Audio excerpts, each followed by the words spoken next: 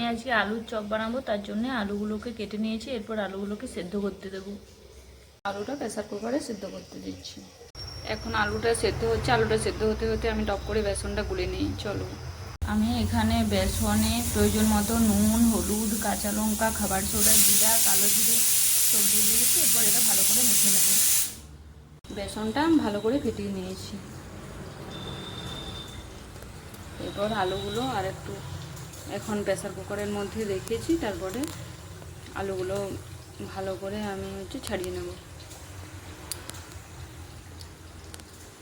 সেদ্ধ হয়ে গেছে। এরপর আমি আলুর খোসাগুলো ঝটফট ছাড়িয়ে নেব। তারপরে ভালো করে মেখে নেব। আমি আলু পেস্ট করে নিয়েছি। এরপর আলুর পুরটা বানিয়ে নেব। আদা, পেঁয়াজ আর জিরে গুঁড়ো দিয়েছি। এটা একটু ভালো করে ভাজা হয়ে গেলে আমি আলুর পেস্টটা দিয়ে দেবো। আমার চপের পুর রেডি হয়ে গেছে। এবার এগুলো আমি হাতে গোল গোল করে প্রথমে করবো, তারপরে চপের মতো করে পাঠিয়ে নেবো আলুটা।